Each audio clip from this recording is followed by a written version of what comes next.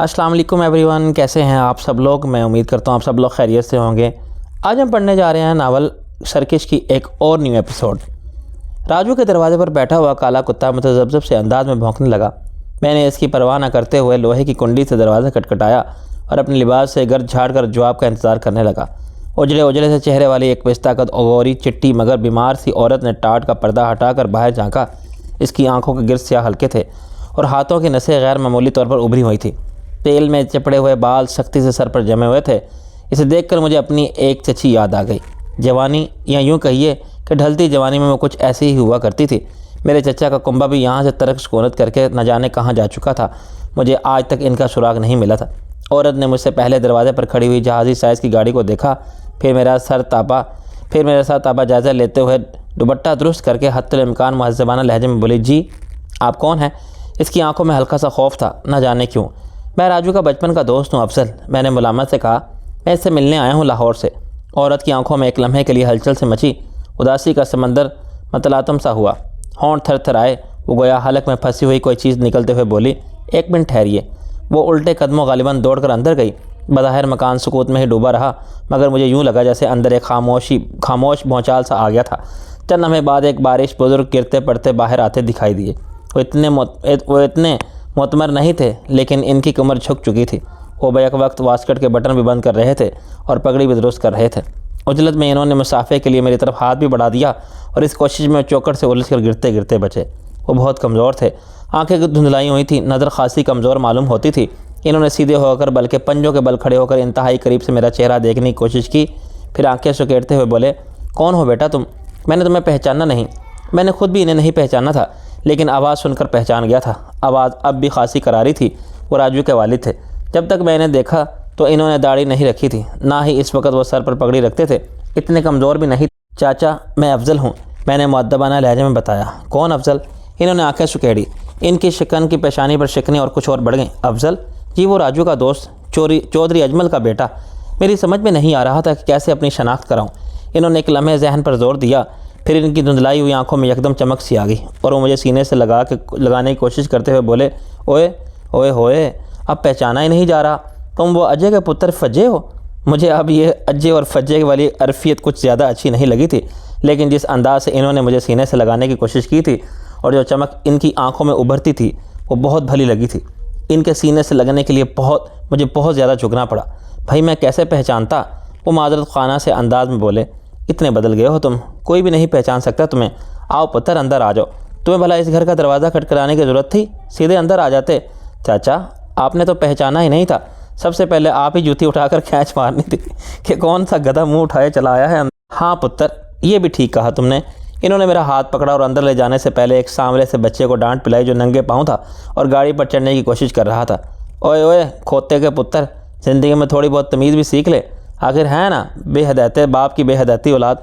वो इसे हाथ रसीद करने की अदाकारी करते हुए आगे बढ़ा। लड़का ज़रा भी शर्मिंदा हुए बगैर नीचे उतर गया, लेकिन मुझे मालूम था इसका ये एकदम आर्जी था।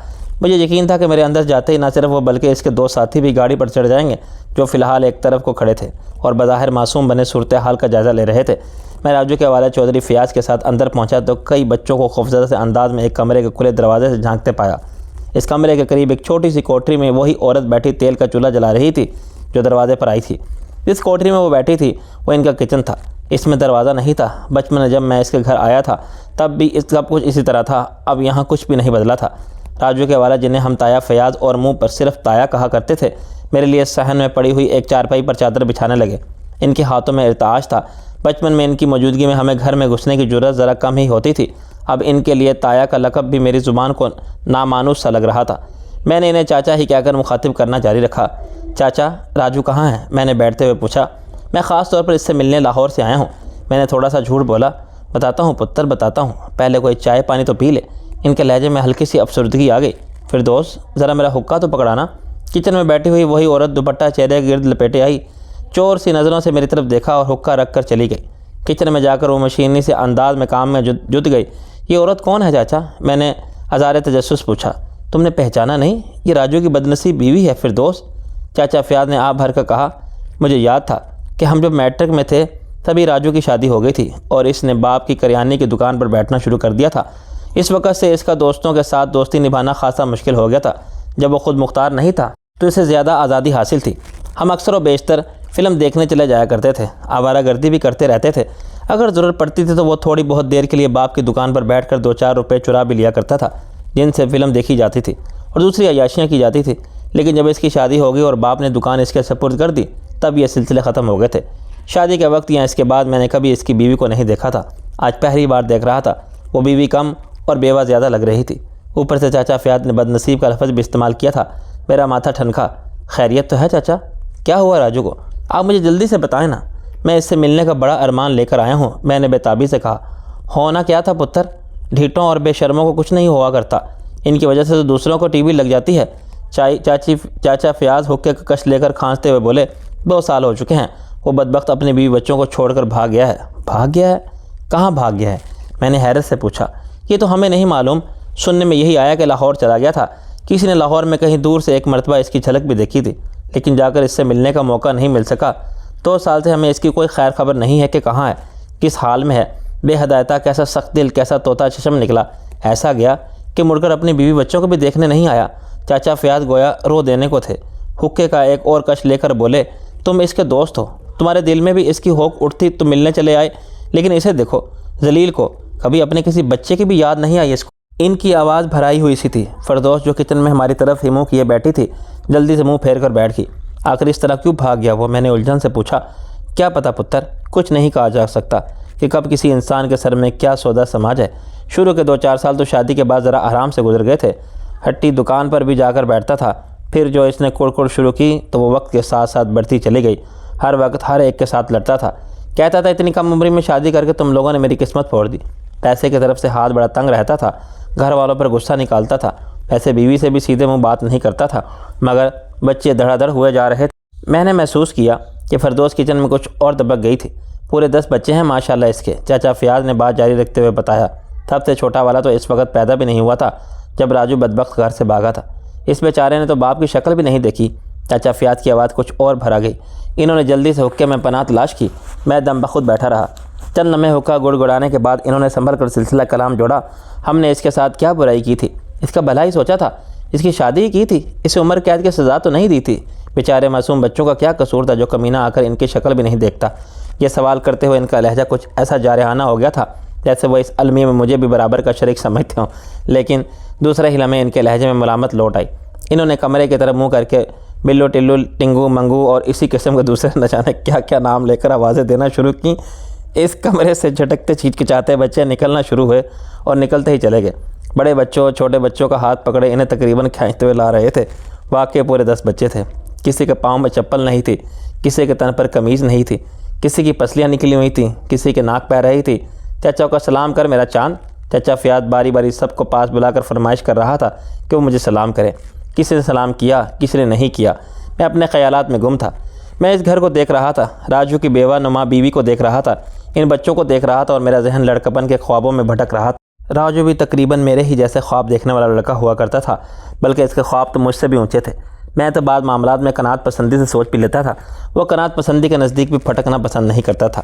इस वक्त हम अपने ज़माने के हसीन तरीन हीरोइनों के साथ शादी के ख्वाब देखा करते थे और इस वक्त इन पे वो रूप हमारे जहनों में हुआ करते थे जो स्क्रीन पर नज़र आते थे। इनकी असल शक्ल सूरत, असल रूप या हकीकी ज़िंदगी के बारे में तो हमें कुछ नहीं मालूम था।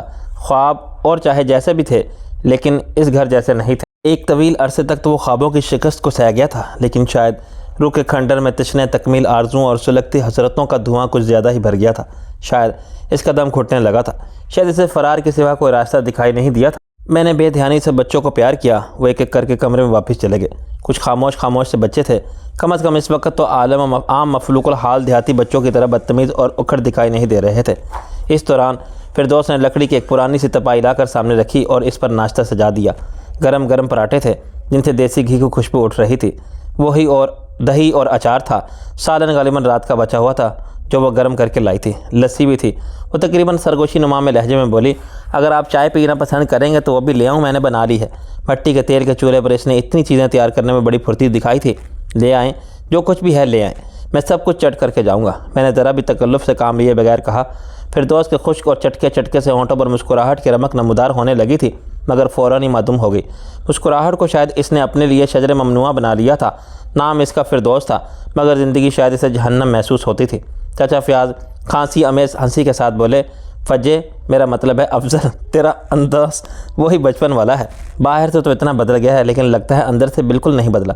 चाचा फयाज शायद सोच भी नहीं सकता था कि मैं ज़िंदगी और मौत की किस कशमकश से गुजर कर आ रहा हूँ। कुछ तो वैसे भी खाए पिए बहुत देर गुजर चुकी थी, और कुछ इस किस्म की हंगामा खेजी से गुजरने के बाद मेरी भूख बहुत बड़ी थी।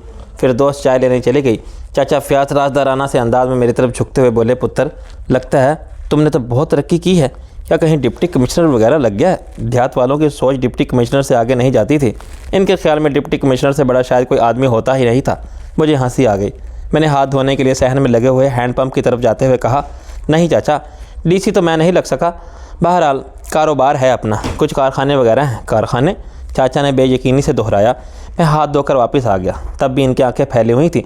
मैं नाश्ते पर टूट पड़ा तो वो संभल कर मेरे साथ शरीक होते हुए बोले, पुत्र, लाहौर जाकर क्या अलादीन का चिराग तुम्हारे हाथ लग गया था? नहीं चाचा, अलादीन का चिराग तो नहीं मिला था, बस किस्मत ने पलटा खा लिया है, मैंने सादगी से जवाब दिया। वैसे चाचा, मेरे ख्याल में खुशकिस्मती ही का दूसरा नाम अलादीन का चिराग है। हाँ पुत्र, ये भी तो ठीक कहता है। चाचा फयाज ठंडी सांस लेकर बोले, जब किस्मत मेहरबान होती है तो आदमी जिस चीज़ को भी हाथ लगाता है वही अलादीन का चिराग बन जाता है, और जब किस्मत मेहरबान ना हो तो अलादीन का चिराग भी कोड़े कबाड़े में चला जाता है। बात चाचा फयाज की समझ में आ गई थी। चंद हमें हम दोनों खामोशी से नाश्ते में उलझे रहे। चाचा फयाज का जज्बा तजस्सुस ने एक बार फिर सर उभार कर और मेरी तरफ को कदरे झुकते हुए बोले, बच्चे कितने हैं? एक भी नहीं चाचा, मैंने जवाब दिया। क्यों भाई, ये क्या बात हुई? चाचा फयाज एकदम चौंक कर बोले। इन्हें गोया इस इतला से नाकाबिले बयान सदमा पहुंचा था। शहर में तो बड़े बड़े काबिल डॉक्टर और लेडी डॉक्टरें होती हैं, तुमने अपनी बीवी को इनके पास लेकर जाना था, मशवरा करना था। बीवी होती तो लेकर जाता ना चाचा, मैंने मुंह चलाते हुए जवाब दिया। औलाद न होने का फ़िलहाल यही तो एक सीधा सा सबब है, और क्या अभी मेरी शादी नहीं हुई? शादी नहीं हुई? हैरत के झटके से चाचा फयाज गोया चारपाई से गिरते गिरते बचे। इनकी धुंधलाई हुई आँखें एक बार फिर बहुत ज़्यादा फैल गई थी। इनके जहन में गोया ऐसी कोई तसव्वुर ही नहीं था कि कोई जवान आदमी गैर शादीशुदा भी हो सकता है। हैरत के झटके से संभलने के बाद इन्होंने जारहाना से लहजे में पूछा, क्यों नहीं की अब तक शादी? मैंने महसूस किया कि इनकी धुंधलाई हुई आंखों में कुछ शक भी झलक आया था। बस चाचा, फुर्सत ही नहीं मिली इस तरफ तवज्जो देने की। मेरी समझ में ना आया कि मैं अपने इस जुर्म का क्या माकूल जवाब पेश करूँ। फुर्सत? चाचा ने एक बार फिर आंखें निकाली। फुर्सत की इसमें क्या ज़रूरत होती है? शादी बस शादी होती है, वो तो करनी होती है। फुर्सत हो ना हो ठीक है, तुम बहुत मसरूफ़ हो गए हो, बहुत बड़ा कारोबार होगा तुम्हारा, मगर देखो ना, शादियां तो बड़े बड़े मुल्कों के सदर, बड़े बड़े जर्नेल करनेल सभी करते आए हैं। वो गया मुझे कायल करने पर तुल गए थे। करनी तो है जी शादी, मुझे इससे इनकार नहीं है। मैंने कहा बस ज़रा सोचने समझने के लिए वक्त मिल जाए और कोई मतलब की लड़की मिल जाए। पुत्र, शादी में ज़्यादा सोचना समझना नहीं चाहिए, ज़्यादा बारीकियों में नहीं पड़ना चाहिए, इसमें बकरात बनने का कोई फ़ायदा नहीं होता, चाचा ने समझाया। लेकिन बिल्कुल ही सोचे समझे बगैर शादी करने का भी तो कोई अच्छा इंजाम नहीं होता। मैंने एक नज़र किचन में बैठी फिरदौस और कमरे से झांकते हुए बच्चों की तरफ देखकर कहा। चाचा फयाज मेरा मतलब समझते हुए बोले, ये मत समझो कि ज़्यादा सोच विचार करके जो शादी की जाती है वही कामयाब होती है। ये तो किस्मतों के सौदे होते हैं पुत्र। जिस शादी में कामयाब होना होता है वो हर हाल में होती है, चाहे वो राह चलते हुई हो। जिसको कामयाब नहीं होना होता वो नहीं होती, चाहे इसमें 50 स्टाम्प पेपर लिखे गए हों। मैं आपकी बात से बिल्कुल मुत्तफिक हूँ चाचा, मैंने जल्दी से कहा। बस अब मैं शादी करने में ज़्यादा देर नहीं लगाऊंगा। यहाँ वालों को अपनी शादी में ज़रूर बुलाना पुत्र, जो मोहब्बतें पुराने लोगों में होती हैं वो कहीं नहीं मिलती। चाचा ने मशवरा दिया, तुम बहुत बड़े आदमी बन गए हो, शहर में बड़े बड़े लोग तुम्हारे यार दोस्त होंगे, लेकिन जो मज़ा पुराने दोस्तों के साथ मिल बैठने में है वो नए दोस्तों में नहीं होता। चाचा, इस बात का मुझे पता है, तभी तो राजू से मिलने आया था। मैंने कहा। इस दौरान फिरदौस ने चीनी के प्यालों में चाय भी सामने ला रखी। चाय भी किंग साइज़ प्यालों में थी। लोग मेरे दरवाजे के सामने गाड़ी खड़ी देखेंगे तो हैरान होंगे कि चौधरी फयाज से मिलने कौन आया है। किसी के वहम गुमान पे भी नहीं होगा कि चौधरी अजमल का पुत्र अफजल आया है, वरना अभी यहाँ मिलने वालों की भीड़ लग जाएगी। चाचा फयाज बोले, नहीं चाचा, किसी को बताना मत। मैंने घबरा कर कहा। मुझे अंदाज़ा था कि चाचा फयाज दुरुस्त कह रहा था। मैं इस वक्त लोगों की भीड़ भाड़ से मिलने का मुतहम्मल नहीं हो सकता था, वो कि इनके खलूस में मेरे लिए अब भी कशिश थी। यहाँ मेरे साथ किसी ने कोई ऐसा अच्छा सलूक नहीं किया था जो मेरे जहन पर नक्श रहता। फिर भी मैं इन लोगों के बारे में सोचता था तो मेरे दिल के आंगन में खुशबू ही फैल जाती थी। गैरों का तो जिक्र ही क्या, मुझसे तो मेरे सगे चचा चच्ची ने कोई अच्छा सलूक नहीं किया था, लेकिन इनकी याद आई तो दिल में कसक सी उठी। मैंने चाचा फयाज से कहा, मैं एक मरतबा अपने चचा वगैरह को देखने यहाँ आया था, इनका कुछ पता नहीं चला था। आपको कुछ मालूम है वो लोग कहाँ चले गए थे? वो मकान बेचकर सियालकोट गए थे, लेकिन फिर सुना था कि वहाँ से भी कहीं चले गए थे। ना वो कभी लौट कर आए और ना ही इनकी कोई खैर खबर आई। चाचा फयाज ने बताया, इससे पहले भी मुझे बस इतना ही मालूम हो सका था। मैं हनकारा भरा रह गया। मैंने सोच लिया था कि किस्मत में हुआ तो शायद ज़िंदगी में कभी इन लोगों से मुलाकात हो जाए। चाचा फयाज दोनों हाथों में चाय का प्याला उठाते हुए बोले, तुम इन्हें तलाश करने की कोशिश करना और राजू को ज़रूर तलाश करना। वो तो शायद तुम्हारे ही शहर में कहीं है। खुदा के लिए इसे ज़रूर तलाश करना। इसे समझाना कि जवान मर्द अपने बीवी बच्चों को छोड़कर भागा नहीं करते। मैं इसे ज़रूर तलाश करूँगा चाचा, इसका दिमाग भी सही करूँगा। मैंने चाचा फयाज को तसल्ली दी, अखबारों में इश्तिहार दे दूँगा और इसके लिए जहाँ हो सके जो भी मुमकिन कोशिश होकर करूँगा। अल्लाह तुझे इस नए काम का अजर देगा बेटा। जो बाप के होते हैं यतीमों जैसी जो बच्चे ऐसे देखो जो बाप के होते हुए यतीमों जैसी ज़िंदगी गुजार रहे हैं। चाचा फयाज ने मामूनियत से मगलूब लहजे में कहा। गुज़र औकात का ज़रिया क्या है चाचा? मैंने झिझकते हुए पूछा। वही अपनी पुरानी हट्टी है पुत्र, अपना रिज़्क तो इसी के साथ बंधा हुआ है। चाचा फयाज ने ठंडी सांस लेकर कहा। रियाज भाग गया तो दोबारा मैं ही वहाँ बैठने लगा, लेकिन अब दुकानदारी और सौदे सल्फ लाना मेरे बस की बात नहीं है रही। पुत्र, बीमारियों ने मुझे खोखला कर दिया, हाथ पैर कांपते हैं। सौदा तोलता हूँ तो आधा नीचे गिर जाता है, आंखों से ठीक नज़र नहीं आता। शरारती बच्चे दुकान से चीज़ें उठा उठा के भाग जाते हैं, खोटे पैसे देते सिक्के दे जाते हैं। लेकिन खैर, दुनिया इसी का नाम है। एक तरफ ऐसे लोग हैं तो दूसरी तरफ भले लोग भी हैं। इनके वसीले से इस पुरानी हट्टी के बहाने से रिज़्क रोज़ी चल रही है पुत्र, अच्छी या मंदी, बहरहाल गुज़र बसर हो रही है। अल्लाह का बड़ा एहसान है कि बच्चे कभी भूखे नहीं सोए। मैं नकारा निकम्मा बुढ़ा सही, लेकिन इन मासूमों का पेट पालने के लिए अपनी सी कोशिश कर रहा हूँ। चाचा फयाज के लहजे में वही तशक्कुर, वही तवक्कल था जो पुराने लोगों में भी कामयाब होता जा रहा था। फिर अचानक गोया चाचा फयाज को कुछ याद आया। वो चौंकते हुए बोले, फज्जे, मेरा मतलब है अफजल, बचपन में मैं तुझे ताया कहकर पुकारा करते थे, ये अब मैं चाचा क्यों हो गया? चाचा, मैंने सोचा आपकी तरक्की होनी चाहिए। अब आप पहले से ज़्यादा जवान हो गए हैं, इसलिए मैंने आपको ताया की बजाय चाचा बना लिया है। मैंने मुस्कुराते हुए कहा। मैंने बता नहीं सका था कि अब न जाने क्यों लफ्ज़ ताया ज़ुबान पर नहीं चढ़ता था। चचा या चाचा बड़ी रवानी से कहा जाता था। चाचा फयाज के चेहरे पर भी मुस्कुराहट आ गई थी, लेकिन वो आप भर कर बोले, कैसी जवानी और कहाँ की जवानी पुत्र? जवानी से तो मुझे पता चला कि मैं क्या क्या बीमारियाँ लग गई थी। इधर रियाज की माँ मरी तो कोई खिदमत करने वाला मैं नहीं रहा, इसलिए रियाज का हर काम जल्दी किया था कि ज़िंदगी का कोई भरोसा नहीं, मेरी ज़िम्मेदारियाँ जल्दी ख़त्म हो जाएं। लेकिन अब मुझे पता चला कि ज़िम्मेदारियाँ तो मरते दम तक ख़त्म नहीं होती पुत्र, और ज़िंदगी का भी कुछ पता नहीं होता कि कितनी लंबी हो जाए। कैसे कैसे सेहतमंद मेरे सामने चले गए और मैं बीमार शिमार आदमी अभी तक बैठा हूँ। अभी आप बहुत जिएंगे चाचा जी, अपने पोते पोतियों के घर आबाद होते देखेंगे। अभी आपकी उम्र ही क्या है? मैंने इनके इस्तखवानी कंधे पर सबकी दी। फिर मैंने बाहर आकर गाड़ी से अपना ब्रीफकेस निकाला। गली में आमदोरफ्त शुरू हो चुकी थी। गुजरते हुए हर शख्स ने मुझे मुतजस्सिस बल्कि शकज़दा सी नज़रों से देखा। वापस अंदर आकर मैंने चाचा फयाज के पास बैठते हुए ब्रीफकेस खोला और एक गड्डी निकालकर इनकी तरफ बढ़ाते हुए कहा, इन बच्चों के लिए मेरी तरफ से 25,000 की यह हकीर से रकम रख लें। फ़िलहाल मेरे पास ज़्यादा कैश नहीं है बचा, वरना कुछ ज़्यादा पेश करता। बहरहाल मैं कोशिश करूँगा कुछ और भी भिजवा सकूँ। ये मेरे दोस्त के लिए हैं, मेरे लंगोटिया यार की औलाद है। मैं चाहता हूँ कि ये बच्चे इस हाल में नज़र ना आए। चाचा फयाज ने नोटों की गड्डी की तरफ हाथ नहीं बढ़ाया, इनकी धुंधलाई हुई आंखों में आंसू भराए। बेटा, मैंने तुम्हें कुछ समझकर अपने हालात से आगाह किया है। मेरा मकसद तुमसे मदद हासिल करना नहीं था। हमारे लिए तो बस इतनी खुशी काफ़ी है कि अल्लाह ने तुम्हें बड़ा आदमी बना दिया है। ये मैं मदद के तौर पर नहीं दे रहा चाचा, मैंने जल्दी से कहा। इतने बरसों बाद पहली बार दोस्त के घर आया हूँ और खाली हाथ आया हूँ। बच्चों के लिए मिठाई तक नहीं ला सका। क्या इन बच्चों पर मेरा इतना भी हक़ नहीं है कि मैं इनके लिए अच्छे कपड़े, खिलौने या इस तरह के दीगर तोहफ़े ला सकूं? अगर मैं वो चीज़ें लेकर आता तो क्या आप वापस कर देते? नहीं, इन्होंने नफ़ी में सर हिलाया। बस तो फिर समझ लीजिए कि मुझे इनके लिए तोहफ़े तोहफ़े लाने का वक्त नहीं मिल सका। दूसरे, मैं सीधा घर से नहीं आ रहा हूँ। आपको क्या बताऊँ कि कहाँ से धक्के खाता हुआ आ रहा हूँ, इसलिए चीज़ों की जगह नकद रकम दे रहा हूँ। आपने इनकार करके मेरा बहुत दिल दुखाया है। तब चाचा फयाज ने जल्दी से रकम ले ली और गुलूगैर आवाज़ में बोलते हुए कहा, बेटा तुम दिल छोटा ना करो। मैं समझा था तुम हम पर तरस खा कर दे रहे हो। जब तक मैं ज़िंदा हूँ मैं चाहता हूँ इन बच्चों को ऐसी कोई चीज़ इस्तेमाल ना करने दूँ जो इन पर तरस खा कर इन्हें दी गई हो। ऐसी कोई बात नहीं है चाचा।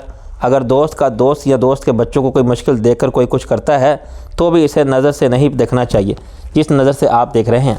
मैंने शिकवा आमेज़ लहजे में कहा, बस पुत्र, मैं तुम्हारा मतलब समझ गया। तुम मेरी तरफ से अपने दिल में मैल ना लाओ। इन्होंने मुझे प्यार किया। बचपन में मुझे बहुत डांटा करते थे। इनका ख्याल था कि राजू को फिल्मों की लत में मैंने लगाई है, हालांकि मामला इसके बिल्कुल बरक्स था। उठने से पहले मैंने पूछा, चाचा आजकल इलाका किसके पास है? सबसे बड़ी ज़िम्मेदार किसकी है? इधर की ज़्यादा ज़मीनें तो मलक रियाज को मिल गई हैं। इसका हुक्म चलता है इलाके में। कैसा आदमी है? मैंने दरियाफ्त किया। पुत्र, मेरा तो ज़िम्मेदारी काशकर से कभी कोई वास्ता नहीं पड़ा। तुम्हें तो मालूम है मैं तो शुरू से ही दुकानदार चला रहा हूँ। और चाचा फयाज ने जवाब दिया, कभी इनके किसी कारिंदे का सामना हो जाता है तो हाथ बांध कर सलाम कर देते हैं, कभी इनके सामने सर नहीं उठाते। इलाके के बादशाह जो हुए लोग बताते हैं कि अब तो इनके डेरों पर डाकू नज़र आते हैं। मलक के अपने आदमी भी बड़े सख्त बड़े अथरे हैं, मर्जी के खिलाफ कोई काम हो जाए तो घर के घर उजाड़ देते हैं। हम तो मलक असलम को ही बुरा समझते थे, लेकिन ये तो उससे भी 10 कदम आगे मालूम होता है। कहते हैं ज़माना तरक्की कर रहा है, मुझे तो लगता है इसके साथ साथ जुल्म भी तरक्की कर रहा है। वो अगले इलेक्शन में खड़ा होगा, क्या ख्याल है, लोग इसे वोट देंगे? मैंने सरसरी से लहजे में पूछा। चाचा फयाज अजीब से अंदाज में हंस दिए, लेकिन फ़ौरन ही इनकी हंसी खांसी में मदगम हो गई। खांसी थमी तो वो हाँफते हुए बोले, लोग बेचारों का क्या है पुत्र, ये लोग जब तहिया कर लेते हैं कि इनको जीतना है तो बस ये जीत जाते हैं। इन्होंने गोया बात ख़त्म कर दी। मैंने जानने के लिए उठ खड़ा हुआ तो वो बहुत जल्दी से उठने की कोशिश करते हुए बोले, क्या तुम एक रात भी यहाँ नहीं ठहरोगे? नहीं चाचा, हालात ऐसे नहीं हैं कि मैं यहाँ ठहर सकूँ। अगर मैं कुछ और ज़्यादा देर भी ठहरा तो कस्बे में खबर फैल जाएगी, फिर मिलने वालों का तांता बन जाएगा और मैं इसका मुतहम्मिल नहीं हो सकता। अच्छा पुत्र, जैसे तेरी मर्ज़ी, लेकिन राजू को ज़रूर तलाश करना, और अगर ज़रा से भी कोई खबर मिले तो मुझे खबर करना, चाहे कोई बंदा मेरे पास भेज देना। अगर वो खोते का पुत्र तुम्हारे समझाने से भी ना समझे तो बेशक इसको थोड़ी बहुत फेंटी लगाना। इन्होंने गोया मुझे इजाज़तनामा जारी कर दिया। आप बेफिक्र रहें चाचा, मैंने इन्हें तसल्ली दी। मैंने इसे ढूंढने का इरादा किया तो कोई ना कोई सबील निकल ही आएगी। मैं बाहर आ गया। चाचा फयाज दुआएं दिए जा रहा था। दिन का उजाला फैल चुका था। गली में अब खासी आमदोरफ्त नज़र आ रही थी। इधर उधर इक्का दुक्का लोग खड़े बज़ाहिर बातों में मसरूफ़ थे, लेकिन दर हकीकत वो मुतजस्सिस सी नज़रों से मेरी तरफ देख रहे थे। चंद एक घरों से टाट के पर्दों पर चोगों के पीछे से नस्वानी आंखें भी झांक रही थीं। गनीमत था कभी किसी ने चाचा फयाज के यहाँ आकर पता चलाने की कोशिश नहीं की थी कि इनके यहाँ कौन आया है, लेकिन मुझे यकीन था कि मेरे जाते ही चाचा सवालात करने वालों के नरके में होंगे, और जब चाचा इन्हें बताएंगे कि इनके यहाँ आने वाला कौन था तो इन सब को शिकायत होगी कि मैं इनसे मिलकर क्यों नहीं गया। ये शिकायत इन लोगों को भी होगी जो मुझे जानते तक नहीं थे, जिन्हें मेरा नाम तक नहीं याद आता। गलियों से निकलने के बाद मैं खासी तेज़ रफ्तारी से वापस रवाना हुआ।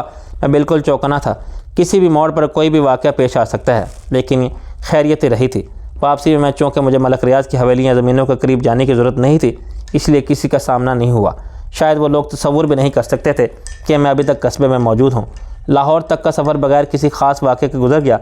दूसरे रोज़ सुबह से पहले मैं 2 नंबर यानी मॉडल टाउन वाली कोठी पर पहुँचा। मैं इन्होंने की खैर खबर लेना चाहता था। मुसल्ला गार्ड ने मेरे लिए गेट खोला और मिस ट्रैप ने ड्राइववे में आकर मेरा इस्तकबाल किया। वो हमेशा की तरह चाको चौबंद और ताज़ा दम नज़र आ रही थी। अभी तो खैर इसकी उम्र कुछ ज़्यादा नहीं थी, लेकिन न जाने क्यों उसे देखकर मुझे गुमान सा गुजरता था कि इस औरत पर शायद कभी बुढ़ापा ना आए। वो कुछ अजीब ही चीज़ थी। क्या हाल है मरीज़ मोहब्बत का? मैंने इसे एनन के बारे में पूछा। खुद ही चलकर देख लीजिए, मिस ट्रैप गहरी संजीदगी से बोली। इसकी पेशानी पर ज़रब क्या आपने लगाई थी? नहीं, मेरे एक नए अकीदतमंद ने, मैंने जवाब दिया। ओहो, इसने तफहीमी अंदाज में सर हिलाया। मैं भी कह रही थी कि इतना अनाड़ीपन किससे सरदर्द हुआ है।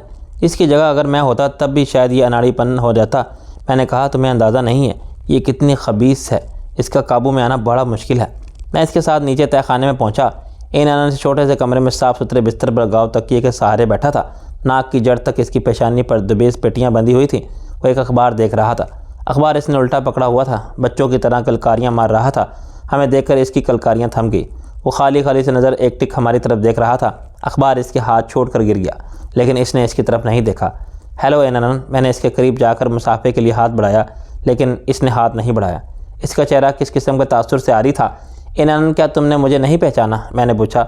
चेहरा अब भी हर तासुर से आरी था, बस वो हलक से गाँव से बेअमानी आवाज़ निकाल कर रह गया था। यह अदाकारी छोड़ो, मैंने मुलामत से कहा। यहाँ कोई ख़तरा नहीं है। हमें मुअज़्ज़ज़ और शरीफ आदमियों की तरह आराम से बैठकर सिर्फ चंद ज़रूरी बातें करनी है। इसके तासुरात में कोई तब्दीली नहीं आई। वो गया मेरी सुन ही नहीं रहा था, और अगर सुन रहा था तो शायद अल्फाज इसके नाकाबिले फ़हम थे। मैंने इसका कंधा पकड़ कर हिलाया और कदर नागवारी से कहा, ए ननन, तुम्हें इस एक्टिंग से कोई फ़ायदा नहीं होगा। ज़िंदगी यहीं पूरे पड़े गुजर जाएगी। तब इसके चेहरे पर पहली बार कोई तासुर उभरा, लेकिन वो वैसा ही था जैसे दूध पीता बच्चा किसी चीज़ से डर गया हो। वो सहम कर बेड की तरफ को सिमट गया और इसके हलक से गाँव की आवाज़ ज़्यादा तेज़ी से निकलने लगी। मिस ट्रैप ने गैर महसूस तौर पर मेरा हाथ दबाया। मैं इशारा पाकर इसके साथ बाहर हाल में आ गया। कमरे का खुदकार दरवाज़ा हमारे अक्क में बंद हो गया। मिस ट्रैप ठंडी सांस लेकर वहीं से बाहर आ गई। मैं भी इसके साथ बहुत मगजमारी कर चुकी हूँ और इसको डांट भी पिलाई है। डॉक्टर ने कुछ मशीनें यहाँ लाकर इसके टेस्ट भी किए थे, होश में भी और बेहोशी की हालत में भी, और उनकी राय है कि वो अदाकारी नहीं कर रहा। डॉक्टर ने मुझे इंसान होने का जो मशवरा दिया है और इसके साथ साथ इनकी पेचीदगियों पर एक तवील लेक्चर दिया है। खुलासा जिसका ये है कि सर पर लगने वाली चोट ने इसके जहन को शीर ख्वारी के दौर में पहुंचा दिया है। ओह, ये तो सारी मेहनत ही ज़ाया हो गई। मैंने ठंडी सांस लेकर कहा, इसके ठीक होने की कोई उम्मीद रखी जा सकती है? इस मौजू पर भी डॉक्टर ने मुझे एक तवील लेक्चर दिया था। मिस ट्रैप मुझसे भी ज़्यादा ठंडी सांस लेकर बोली। इसका कहना था कि इंसानी जहन कुदरत का एक ऐसा शाहकार है कि साइंस अपनी तमाम तर तरक्की के बावजूद इसके बारे में यकीन से कोई बात नहीं बता सकती। इस मौजू पर इससे लेक्चर का खुलासा यही था कि साल 2 साल में भी इसके जहन में कोई तब्दीली आने की मुहम सी उम्मीद रखी जा सकती है, वरना ज़्यादा इम्कान यही है कि ये अब दोबारा जहनी तौर पर इसी तरह इसी रफ्तार से परवान चढ़ेगा जिस तरह कोई दूध पीता बच्चा परवान चढ़ता है। तुम्हारी अपनी क्या राय है? आज मैंने पूछा। 2 तवील लेक्चर सुनने के बाद मैं काफ़ी हद तक डॉक्टर से मुत्तफ़िक हो गई हूँ। वो अपने रुखसार पर उंगली रगड़ते हुए बोली, डॉक्टरों से तो वैसे भी मुत्तफ़िक होना ही पड़ता है, फिर खुद मुझे भी ऐसी अलामतें देखना पड़ी। मसलन ये कुछ खा ही नहीं रहा था। मैंने यूं ही जल भुन कर फीडर्स में दूध डाल कर दिया तो मज़े से पी गया। चीज़ों को पकड़ने के लिए हाथ नहीं बढ़ाता, अगर बढ़ाता भी है तो अंदाज़ वाकई बच्चों वाला होता है। इसी तरह की बहुत सी बातें हैं। खाने पीने के अंदाज़ बच्चों वाला है, लेकिन खुराक की तलब बड़ों से भी ज़्यादा है। इसलिए हर 1 घंटे के बाद इसे 2 बालिश लंबा फीडर देना पड़ता है, वरना गुआं गुआं करके रोने लगता है। बिस्किट भिगोर के खिलाने पड़ रहे हैं, उबले आलू कचल कर चमचे से खिलाने पड़ रहे हैं, दूसरे काम मर्द अटेंड कर संभालने पड़ रहे हैं। वो एक और आ भर कर बोली, मुझे अपने बच्चे पालने का तजर्बा नहीं था, इन्हें मेरा शौहर पाल रहा था, लेकिन लगता है अगर ये खबीस मखलूक यहाँ रही तो इसे पालना कहीं मेरे ही ज़िम्मे ना पड़े। खैर, अब तुम्हारा वक्त इतना भी फालतू नहीं है किसी ऐसे कामों में ज़ाया कराया जाए। मैंने तसल्ली देने के अंदाज में इसका कंधा थपथपाया। वो कमीना तो चलता भी नहीं। मिस ट्रैप कराह कर बोली, बिस्तर पर भी लेटा हुआ टांगे चलाता रहता है। खिलौने ला कर दिए तो बड़ा खुश हुआ। इस खबीस की उम्र तो पहले ही 150 साल है। अब लगता है कि इसने दूसरा जन्म ले लिया। अब कहीं नए सिरे से ना जीना शुरू कर दे। मैंने कहा, यह है कौन? क्या पस मंज़र है इसका? मिस ट्रैप ने मुझसे मुखातिब हुए पूछा। मैंने मुख्तसरन इसे एनन के बारे में बताया। सारी बात सुनकर वो तफ़हीमी अंदाज में सर हिलाते हुए बोली, अब इसका क्या करना है? अभी 2-4 दिन तो इसे यहीं रखो, इलाज जारी रखो। इस दौरान मैं कुछ सोच कर बताता हूँ। फ़िलहाल तो कुछ समझ में नहीं आ रहा था। मैंने तो बड़ी उम्मीदों से इसे पकड़वाया था कि रेड डॉट के बारे में कुछ मालूम हो सकेगा, लेकिन ये तो उल्टा मुसीबत गले पड़ गई। मैंने ठंडी सांस लेकर कहा और मिस ट्रैप को खुदा हाफिज़ कहकर 2 नंबर से रुखसत हो लिया। मेरा वो दिन ऑफिस में बड़ी मसरूफियत में गुजरा। अहम दूसरे मामलात में उलझा रहा। मलक रियाज और आलम शेर का तस्वुर बार बार जहन में रेंग रहा था। मैं अंदाज़ा लगाना चाहता था कि इनकी तरफ से क्या रद्दअमल सामने आएगा। इस सिलसिले में बहुत सी बातें बैक वक्त मुमकिन भी नज़र आ रही थीं और नामुमकिन भी। दूसरी तरफ एनन का भी ख्याल आया जा रहा था। इसके बारे में मैं भी किसी के फ़ैसले पर नहीं पहुँच पा रहा था। कुछ अजीब ही इत्तेफाक था कि जो मेरी कारोबारी मसरूफियत बढ़ती जा रही थी तो गैर कारोबारी उलझावे भी बढ़ते जा रहे थे। शाम को ऑफिस से उठने में मुझे खासी देर हो गई। वहाँ से सीधा मैं हिल्टन चला गया। कुछ लोगों को मैंने बिजनेस डिनर पर मदऊ किया हुआ था। खाने से पहले बहुत सी बातें होनी थी, इसलिए मैं ज़रा जल्दी चला गया। वो एक ख़रीदार पार्टी थी जिसे मैंने मदऊ किया हुआ था। इसमें बातचीत कामयाब रही और डिनर भी बड़े खुशगवार माहौल में शुरू हुआ। इस वक्त खाने से तकरीबन सभी फारिग हो चुके थे जब हेड वेटर ने करीब आकर धीमी आवाज़ में मुझे बताया, सर आपका फ़ोन है। मुझे कतरे हैरत हुई। होटल में मुझे फ़ोन करने की ज़रूरत कैसे पेश आ गई? क्या कोई एमरजेंसी आन पड़ी थी? मैंने मेहमानों से माजरत की और उठकर डाइनिंग हॉल के काउंटर पर पहुंचा। काउंटर क्लर्क रसीद थामे मेरे इंतज़ार में खड़ा था। दूसरी तरफ आफाक था। इसकी आवाज़ सुनते ही मुझे अंदाज़ा हो गया कि कोई गैर मामूली बात थी। ताहम वो अपने लहजे को हद्दुल इम्कान पर सुकून रखने की कोशिश करते हुए बोला, सर इस वक्त आपको डिस्टर्ब करने की माफ़ी चाहता हूँ। बड़ी मुश्किल से आपको ट्रेस किया था, पता चला कि आप किसी डिनर के सिलसिले में यहाँ आए हुए हैं। खैर, ख़बर ज़रा अहम थी। मैंने सोचा जितनी जल्दी आप तक पहुँचा जाए ज़्यादा अच्छी है। कैसी खबर? मैंने तेज़ी से पूछा। सर सितारा को अगवा कर लिया गया है, इसने बताया।